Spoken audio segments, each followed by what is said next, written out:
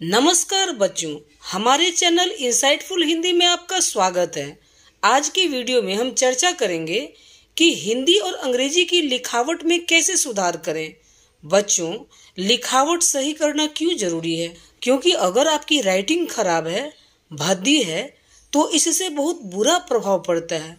आप परीक्षा में अच्छे अंक लाने के लिए बहुत मेहनत करते हैं, सब कुछ लिखते भी हैं, लेकिन टेढ़े मेढ़े भद्दे तरीके से, तो इससे जो आपकी कॉपी जांच करते हैं उनके ऊपर एक बुरा प्रभाव पड़ता है। वह आपको एक बेकार विद्यार्थी मान लेते हैं।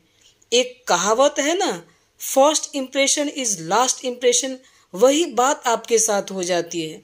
और अगर आपकी राइटिंग अच्छी है तो सबसे पहले लोगों के मन में यह आएगा कि यह बहुत अच्छा विद्यार्थी है, बढ़िया विद्यार्थी है। वैसे विद्यार्थियों के लिए यह बहुत आवश्यक है कि वह जो भी लिखे स्पष्ट सुंदर लिखावट में लिखे।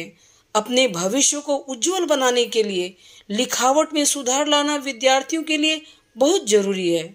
मैं जो आपको तरीका बता रही हूँ, आप उस तरीके से 1 हफ्ते तक लिखिए। उन तरीकों को बिल्कुल आप हमेशा आजमाइए, इससे आपकी लिखावट हमेशा के लिए सुंदर हो जाएगी। अब हम शुरू करते हैं। पहला नियम ये कि आप सही पेन का चुनाव करें। आप ऐसा साधारण सा पेन चुनें जिससे यहाँ ग्रिप हो। सही तरीके से आप एक सही पेन का चुनाव करें, ग्रिप वाला पेन, और वैसे ही पेन से हमेशा लिखें। दूसरा नियम, पेन को पकड़ने का तरीका। कई लोग पेन को ऐसे पकड़ते हैं, कई लोग ऐसे पकड़ते हैं। पेन को सही तरीके से यहाँ से पकड़िए। तीसरा नियम, पेन को पकड़ने का तरीका सही करने के बाद ये पीछे का जो भाग है ना, उसको ऐसे टेढ़ा नहीं कीजिए, इस जगह पर रखिए। इसका ध्यान रखिए आप। चौथा नियम, शिरोरेखा का ध्यान रखना। हिंदी की देवनागरी लिपि में वर्णों के ऊपर यह जो रेखा होती है उसे शिरोरेखा या शीर्ष रेखा कहते हैं। हिंदी में कई लोग यहाँ से लिखते हैं, कई लोग ऐसे लिखते हैं। हमेशा शिरोरेखा से ही शब्दों को लिखने का एक नियम बना लीजिए और आप उस तरीके से ही लिखिए। देखिए, इस तरीके से लिखिए। यहाँ आप देखिए कि हर अक्षर का एक जैसा ही आकार है। शब्दों के बीच की दूरी देखिए, बहुत ज्यादा दूरी नहीं होनी चाहिए, बहुत कम दूरी भी नहीं होनी चाहिए, एक मध्यम दूरी रखें। इससे लिखावट में स्पष्टता झलकेगी।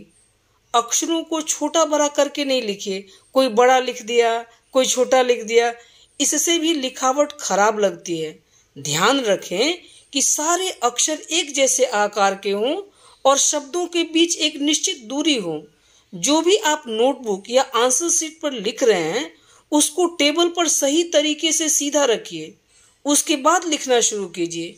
यही नियम अंग्रेजी भाषा के साथ भी है। आप जब इंग्लिश में लिखिए उसमें भी आप लेटर को सही साइज में लिखिए, शब्दों के बीच में निश्चित दूरी रखिए। अंग्रेजी की लिखावट में केवल एक फर्क मुझे लगता है, थोड़ा सा टेढ़ा लिखना अच्छा लगता है, इससे एक सुंदरता झलकती है। उम्मीद करती हूँ आप मेरा यह वीडियो देखकर अपनी लिखावट में सुधार अवश्य लाएंगे। जिनकी लिखावट पहले से ही अच्छी है उनको यह वीडियो के नियम के हिसाब से चलने की आवश्यकता नहीं है। धन्यवाद बच्चों। अब हम अगले वीडियो में मिलेंगे। धन्यवाद।